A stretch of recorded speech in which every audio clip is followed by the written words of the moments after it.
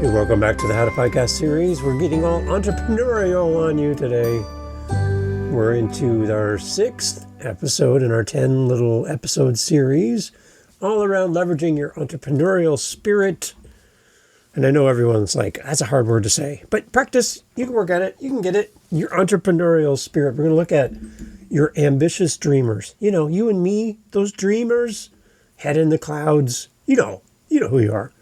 How we can be a visionary for a better future for our podcast here on the show. I'm glad you're here. I'm glad you made it. If you haven't heard the other episodes ahead of this one, then go back. There's lots there for you. We're doing, again, a 10-episode arc around the topic of leveraging your entrepreneurial spirit. So I'm glad you're here. And whether you self-identify as an entrepreneur or you're an entrepreneur in training, this is the perfect episodes for you to kind of tap into this spirit that we entrepreneurs have that drive us and push us forward in content creation and building our podcast. It's something that we really leverage when we create our show. And you're in the right spot. So I'm glad you're here. Let's get into our conversation today. For podcast content creators and hosts, aiming to infuse a little bit of this mindset, this being an entrepreneur into your show. The idea that entrepreneurs are dissatisfied with what's good enough. Just getting an episode out there because it's due, because we want to be consistent, but we don't really dream about our show. We don't really have a vision for our show and where it's going to go. We just create episodes because we need to create an episode, and it's good enough. Good enough shows up in the lack of editing. Good enough shows up in the thing, well, I'll just go live and then I can just post it because, it's good enough. Entrepreneurs are not good enough people. We are desiring for our show to get better and better and better. We have a starting point, and that starting point's not perfection, but we don't get satisfied with good enough. We want to move past that. We see possibilities where other people see limits. When other people say, I don't edit, we're like, well, you should. And you'll benefit from it, your audience will. And I push back lovingly and gently on people who say that editing your podcast is a waste of time. I think not editing your podcast and putting out fluff and tangents and the worst audio quality and something that makes people go, oh, I can't listen to this. That is something that wastes people's time.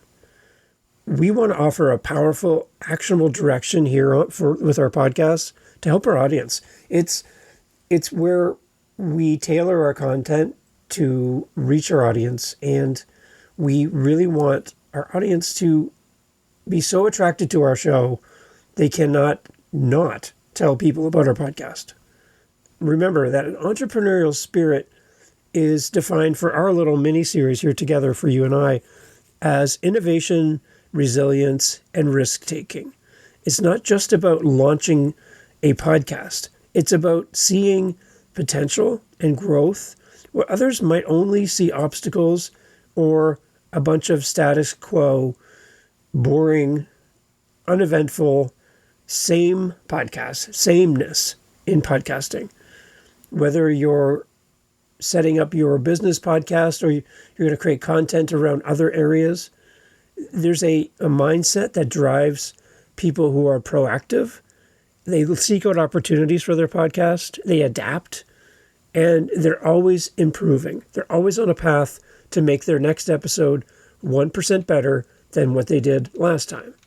It's something that we can all learn from. It's something that we can all apply. And I think this entrepreneurial spirit will really help shape your show. So what are some key things to consider when we talk about having a vision for your show, a dream for your show, being a dreamer? There's some things that we can apply to our podcast. As I work with podcasters around their show and helping them get their show launched and get out there into the world and get past that number of 7 to 10 episodes where people usually drop off, I work with people and get them past that number. As we get together and chat through their show, one of the things I encourage them is to cultivate clarity for their vision for their show. Vision will drive you. Vision will keep you moving forward with your podcast. And it becomes the guardrails. Kind of like when you're on the highway and you look to your left and right and there's a steep embankment or a obstacle or something dangerous that's close to the road. They put up guardrails. And that's to keep you from going off the road. And we need a vision in the same way that kind of keeps us on the road, keeps us from going off the road or maybe into danger. It just keeps us focused on where we need to be on the road. That's what a vision does. And I encourage podcasters when I'm working with them on their show to be dissatisfied, like we talked about already, with good enough in your podcast. We as podcasters can fall into a routine trap. And in this routine trap, we just keep creating content because, again, we need to release an episode, but we're just putting words out there into the world and there's no passion behind it. There's no vision. There's no connective tissue, episode to episode, and for the whole podcast as an entire project. We're just focused on single episodes, single week episode releases, and there's no connective tissue between what we did in the past and what we're going to be doing in the future. And it just feels for the audience like there's nothing here for me for the long term. Might be a fun episode to listen to, but I don't know what's going to happen next week, and I don't know if I want to go back and listen to what's in the past, because there isn't this thread that ties episode to episode, ties it all together.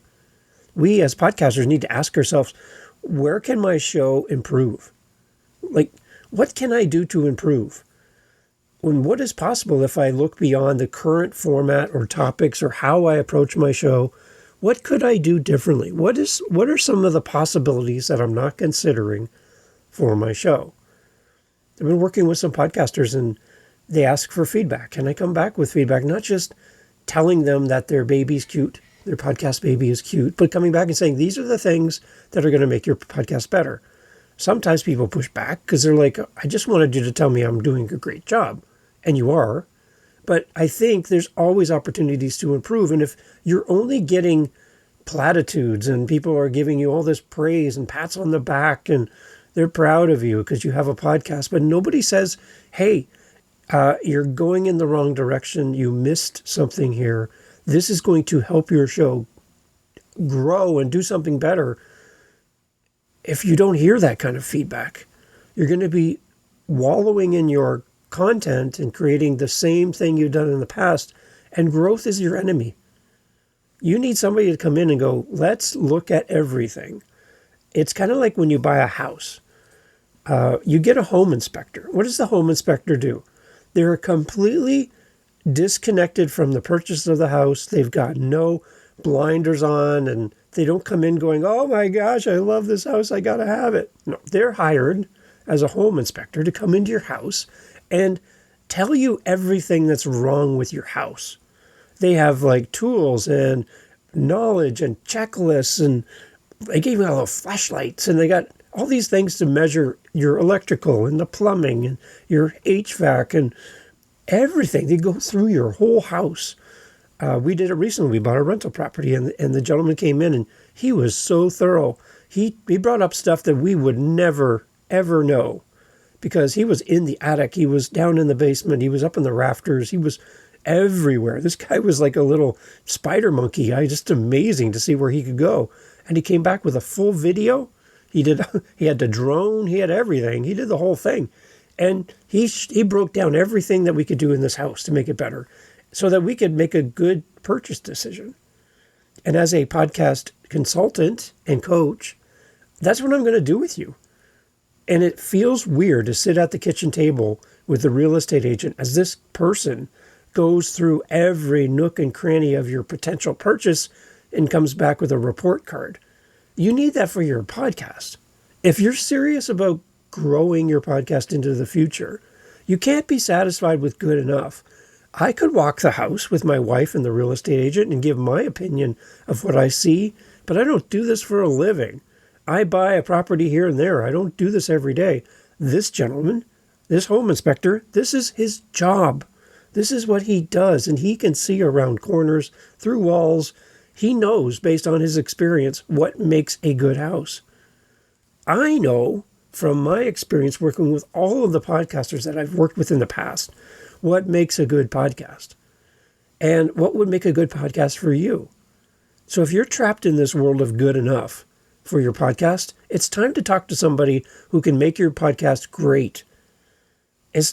We got to get past good enough.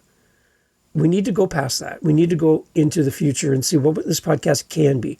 This is for a business podcast. This is for a hobby podcast, you in your basement, just you recording and putting your stuff out there. All of us, if you have a team of 1 or a team of 70, all of us could be improving our podcast. Episode to episode, week to week, month to month, year to year. Our podcast should be growing. If yours isn't, and you're stuck in good enough mode, it's time to go to another gear. I've seen so many people grow their show by doing some very simple minor tweaks and being open to feedback and open to action with the feedback that's been given, to not put it on the shelf and go get a second, third, fourth opinion. But when you get the information and you're challenged to make a change and it seems right for you in the moment, then to act on it and not shelve that idea. We need to be transparent and we need to allow others to speak into us. My challenge for you is to not gather multiple opinions about your show from a bunch of different people. Choose a voice that you admire, that you respect, and that you follow, and seek out their advice. You don't need 10 people to tell you how to do your show. You need one. And you need to focus in on what they're teaching you and what you're learning. And when you get to the point where you're not learning anymore from that person, maybe it's time to move to somebody else. But having multiple people pulling you in different directions for your show, you're going to stay in the good enough mode. You're not going to move forward because you're confused on which way to go and what action step to make. Multiple gurus is killing your show. Multiple voices is killing your show. Listening to 35 podcasts about podcasting is killing your momentum. Pick a voice, pick a lane, and go. If it's this show, great. If it's not, awesome. But pick a voice and go. That's how you're going to grow your show. And that's how you're going to get out of this good enough trap. Another one is we need to balance our big dreams with practical steps. What is your goal for your show? What is your big, ambitious goal for your show? What is it? What do you want this podcast to do for you? What do you want this podcast to do for your audience? What is your big, ambitious goal for your podcast? Is it doubling your audience? Well, if you have one listener, having 2 listeners, congratulations, you've doubled your audience. Is it landing a high-profile guest? I have a guest coming on, and her husband was one of the voices on one of the Pixar Cars movies. He's an actor. Like, come on. Yeah, that's great. Okay, that's really cool. Is it having a high-profile guest? Is that the goal for your show? So what's an ambitious goal, but also then what's a realistic goal? How about weekly networking with my audience? What about improving my editing skills? What about speaking better on my podcast? What about getting on stage to talk about what I do? What about helping one person around the topic of my podcast? So if it's a work from home podcast for moms, and you help a mom go from, I don't know what an idea is for my business, to I've launched my business and I've made $100 this week. See, what is the realistic goal compared to your ambitious goal? I think there's room for both. And we need a balance of the two. If you only have ambitious goals and you don't have anything that's realistic, then you get caught up in this trap and you feel like the finish line is never in sight. So adding some realistic goals to your ambitious goals, the combination of the two, I think will make it something that really motivates you to keep going. Dedicate an episode to breaking down your big vision for your show. Let people know what you're dreaming about as a podcaster. For your real estate podcast, what is your big vision for this podcast? And tell your audience. Let them know. Help your audience to see how your dreams and plans are in process of becoming true. And build in public. balance out your big dreams with your practical dreams. Balance out your ambitious goals with your realistic actions. And the two of them together are the things that are going to make your dreams come true and your vision come to fruition for your podcast. We need to also use vision and mapping out our vision and planning out our future as part of our process. We hear a lot of people talk about vision boards, having this big kind of Pinterest idea wall of vision and ideas and pictures of cars and houses and trophies and awards and all these things. I've never done a vision board. That's not kind of how my brain works, and I find that to be exhausting for me personally. So I have never done this, but vision boarding or mapping out or planning, for me, would be sketching it out on a piece of paper maybe, or talking about it with somebody in real time and working out my thoughts, using AI maybe to ask me questions about my dream to help give me some more solid footing on where I should go next. There's a lot of different ways to approach this than a traditional wall of ideas in your house. But whatever that is for you, a vision board or whatever else, it's seeing yourself in the future and then journaling and keeping track of your progress as you apply what your vision is into real life action. We map out our ideal guests, our partnerships, our community impact. We map out what is it going to look like 6 months from now. If everything goes really, really well, where am I at? Where's my goal? Reverse engineer that goal back to actionable steps today that lead you in that right direction. Invite listeners, even guests, to share their vision boards on your show as you map out yours. This is a great way for you to tie into someone else's vision and see what they're dreaming about. So if you're doing a mental health podcast and you're talking to your audience about your dream for your show, and you have another podcaster who also talks about mental health come on your show, why not? Then ask them for their vision for their show. And maybe you'll see some adjacent paths or some things you weren't considering. But think about how you can map out the vision for your show, either on a wall, through AI, on your phone, on a piece of paper and a pencil. But map out where you want to go with this show. If you don't map it out, you don't know where you're going. And you need some kind of way of knowing when you're getting even close to where your vision was for your show. You might already be really, really close if you just take time to document it. Also, interview visionary founders and innovators. There's a saying that if you want to become the third smoker, hang out with two other smokers. And that's kind of have some negative connotation, I understand. But in a similar way, if you want to be the visionary person in the room, hang out with people who are visionary. It just kind of being in that environment around people who are on the path or further down the path than you, intrinsically, you're going to pick up on things just by being around these people, whether it's just simply motivation for you to chase your dreams or learning from people who are further down the path than you are. Be around people who build vision. Be around people who are innovators, who come up with ideas. And if that's your weak point, make it your strong point in a positive sense by hanging around with people who are doing it better and more often than you are. Be in a world where you don't hang out with people who put limits on others, who have a mindset of scarcity or, it's not possible for me, so it's not possible for you. Do you see how that's going to rub off on you over time? Be around those creators and podcasters who see around corners and do things differently. It just seems like they ooze confidence and vision and direction. Being in the room with these people, virtually or in person, is going to rub off on you. Focus on people who know how to make decisions and be around them. Add them to your circle.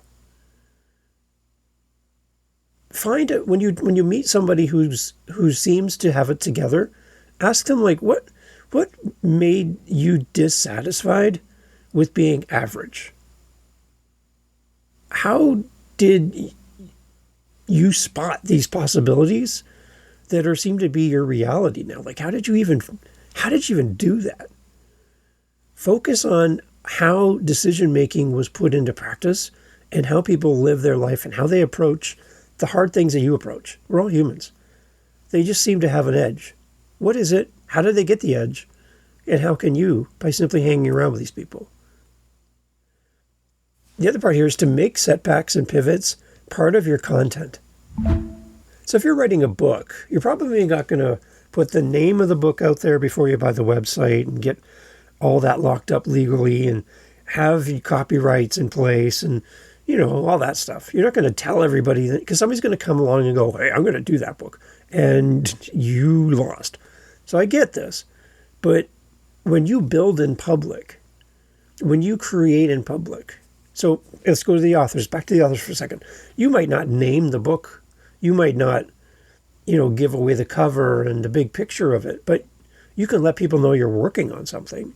They can see mad scribbles on a piece of paper as you map out your storyline. You can share the fact of where you're at and where your struggle is this week and what stopped you and what motivated you. You can build in public. But you can also share your setbacks and how you readjusted yourself around these setbacks, how you navigated things that would throw most people off their schedule, how you adapted and moved through that. And by doing this, you're building in public. People then come along for the journey, and in the journey, they learn with you, and they feel a connection with you. So make your setbacks and your pivots part of your content. Share your honest stories, yours or others, when your ideas have completely tanked, they failed. Things when you've been rejected, you reach out to somebody and they say no. Your technical hiccups, you didn't hit record and you did a whole 1 hour interview with an amazing guest only to find out to your horror at the end, you didn't hit record. What did you do? How did you, don't just show the finished, polished product, but share it with people. Listen, I'm a human being and I screw up all the time. And that just gives people the permission to take a breath and go, I don't have to be perfect. My favorite podcaster that I love also is not perfect and owns up to their imperfections. It builds relatability between you and your audience. It reframes challenges as opportunities for people who are listening, whether they're going to start a podcast or not. Watching you do what you do gives them permission to do what they want to do. And you become their leader. You become their person. You become that person that helps them to see past their shortfalls because you're living it in real time. So what are some practical action tips that we can apply to our podcast when we think about being a visionary for a better future for our podcast? Some practical tips for you. First, I want you to encourage iteration. Treat your podcast as a living, breathing project, always evolving, always iterating, always picking a different path, adjusting through challenges, and making a new way. Sometimes creating a new path that no one's ever been on before. Encourage iteration. As well, foster a learning community around your show. Create spaces for your audience to interact with you, like Q&A episodes or round tables, online forums, meetups. Hey, there's an idea where listeners can share their own visions and growth stories and also can reinforce the value of taking a risk or being an innovative person. Find a way to build a community around your show. It's going to help solidify your words into action as people do this together in community. And as well, highlight any actionable lessons.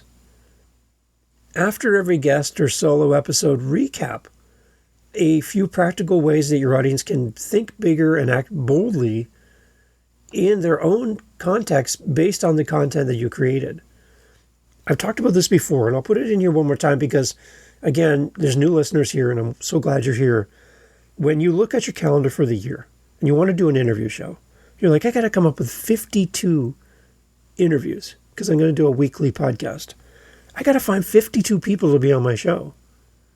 Well, what if you cut that in half and you do 25, 26, 27 episodes with a guest, but do them every second week And then in the in-between weeks, do a recap of what you did the week before.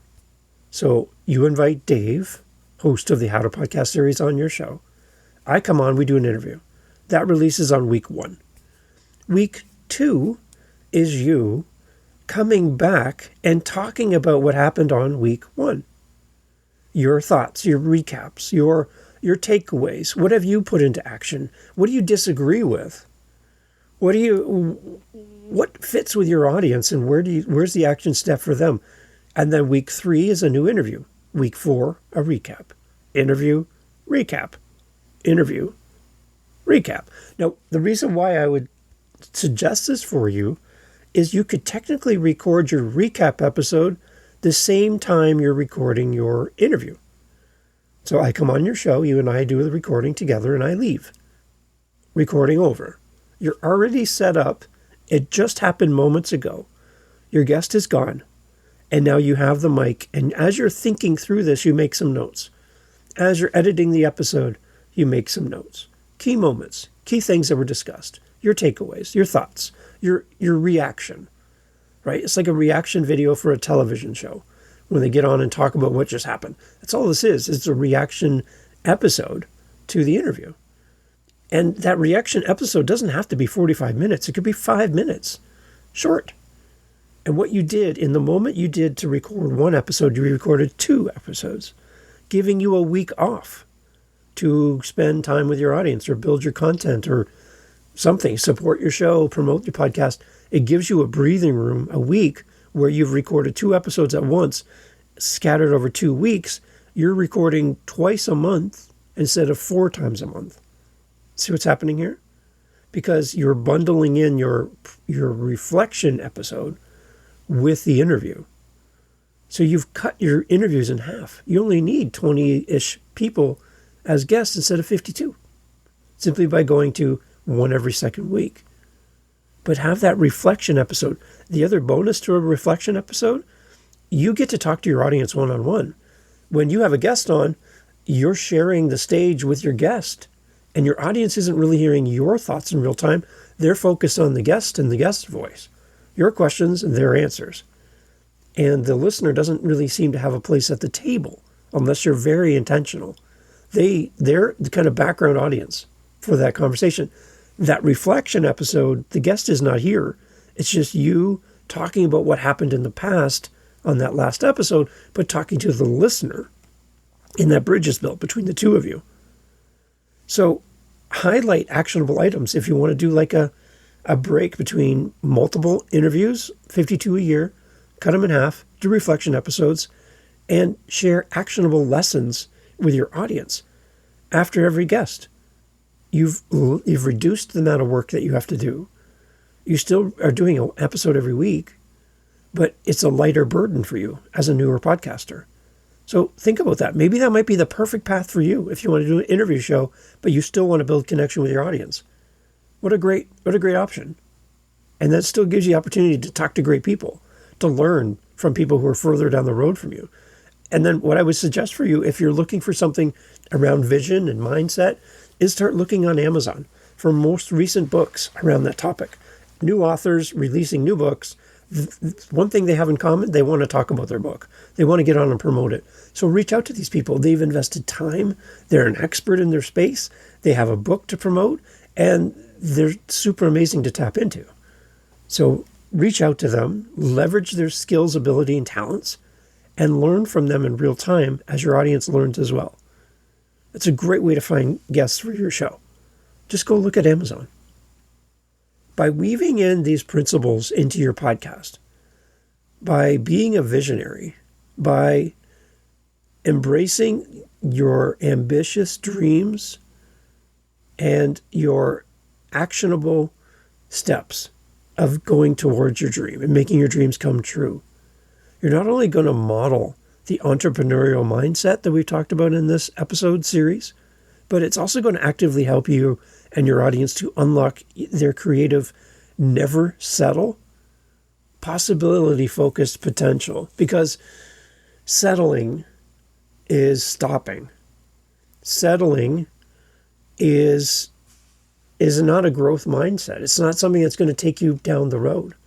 Settling is good enough.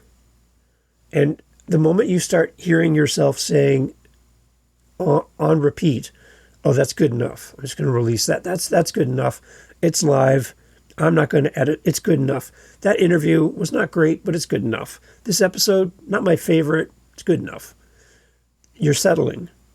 A settling pond lets all of the stuff kind of filter down and all the dirt falls down, and then it becomes clear. I get that. But a settled pond is not a growing pond. It's not healthy. There's no streams that feed it. It becomes stagnant over time. So don't let your podcast become stagnant. Allow rivers, life to flow into your pond, which is your podcast, that feed you and help your pond to stay healthy, help your pond to recycle, and help your thoughts to be new. Don't just settle for good enough. Don't settle for that in your show, and grow and have a vision, have a plan, have a goal, be a big dreamer. But also remember, don't just dream. You also need to have some steps that are going to push you forward and help you to go from a dream to an action. If you need help with this and you need help with your journey as an entrepreneur, reach out. Love to talk to you. Thanks for being here. A few more episodes coming up in this 10-part series, but I'd love to hear your thoughts at howtopodcast.ca. Hey, thanks for being here. Thank you for listening to the end of the podcast. You're here with me. I'm so grateful. I want to put something in front of you. For the person that's listened this far, you're my new best friend. So what I'm trying to do every month is I have a goal, and you can help me with this goal. Very simple. What I'm trying to do is have 5 conversations this month with listeners of the How to Podcast series. You don't have to have a podcast to respond. This can be the first time ever that we're going to have a conversation, but I'm looking to talk to 5 people. Now, you're still here, so you're one of the people that I would love to talk to next. So on my howtopodcast.ca website is a calendar, and I'd love to have you respond on howtopodcast.ca. Just click the calendar link, set up time in my calendar, and in the comments section for the meeting, just put something like listener. That's it. If you have a show, put it in the comments too so I can go listen. But if you don't, I just want to talk to 5 listeners every month from now to the end of the month. So if you're listening to me right now, you're the person I want to talk to. And through howtopodcast.ca, you and I can get together, chat about the show, chat about your journey as a podcaster. Where are you at? What do you need the show to become for you? What's missing? Your feedback. I just want to meet you. And as podcasters, I would encourage you to do something similar to this in your podcast so that you can meet and interact with your audience. So, howtopodcast.ca, I'm looking to talk to 5 people every month, and I would love for you to be one of them. Reach out. It's free. I'm not selling you anything. I just want to talk to you at howtopodcast.ca. Let's get in the calendar and chat. Thanks for listening.